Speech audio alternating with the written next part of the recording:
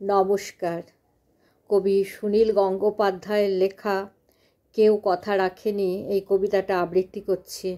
আপনাদের ভালো লাগলে অবশ্যই আমার চ্যানেলটাকে সাবস্ক্রাইব করবেন, লাইক করবেন, শেয়ার করবেন, বেল বাটনটা প্রেস করবেন।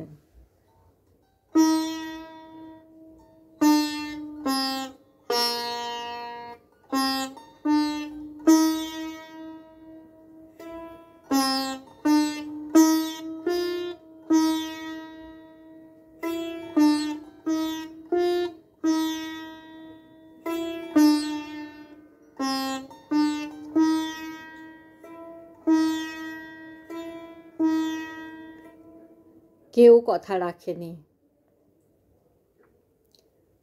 কেউ কথা রাখেনি। ৩৩ বছর কাটল, কেউ কথা রাখেনি।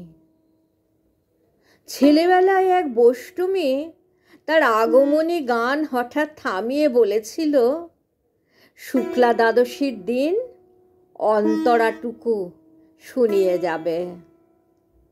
তারপর কত চন্দ্রভুক অমাবস্যা চলে গেল, কিন্তু সেই বষ্টমী আর এলো না। 25 বছর প্রতীক্ষায় আছে মামা বাড়ির মাঝি নাদের আলী বলেছিল, বড় হও দাদা ঠাকুর, তোমাকে আমি 3 প্রহরের বিল দেখাতে নিয়ে যাব, যেখানে পদ্ম ফুলের মাথায় সাপ আর ভ্রমর খেলা করে। নাদের আলী, আমি আর কত বড় হব? আমার মাথায় এ ঘরের ছাদ ফুঁড়ে আকাশ স্পর্শ করলে তারপর তুমি আমায় 3 প্রহরের বিল দেখাবে? একটাও রয়্যাল গুলি কিনতে পারিনি কখনো।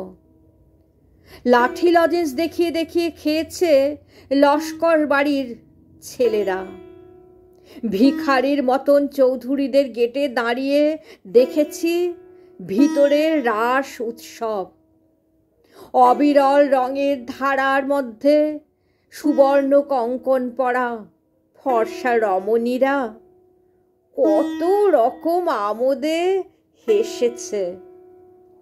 আমার দিকে তারা ফিরেও চায়নি। বাবা আমার কাঁধে হাত ছুঁয়ে বলেছিলেন, দেখিস একদিন আমরাও।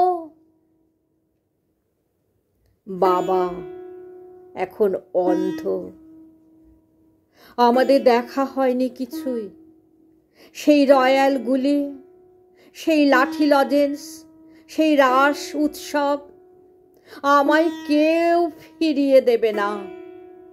বুকের মধ্যে সুগন্ধি রুমাল রেখে বরুণা বলেছিল, যেদিন আমায় সত্যিকারের ভালোবাসবে সেদিন আমার বুকেও এরকম আতরের গন্ধ হবে।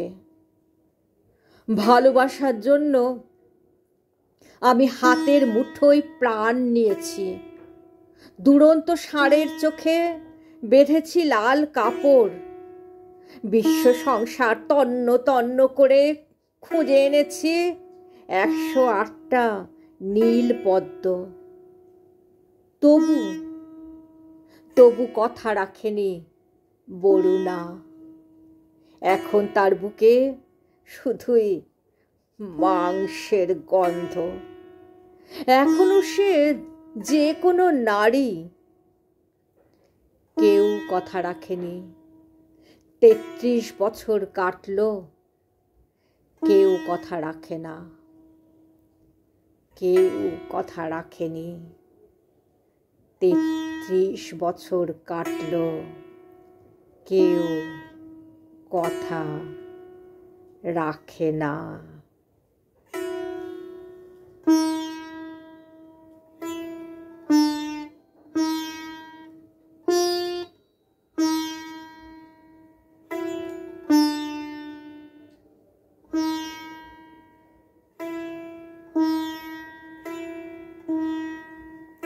নমস্কার।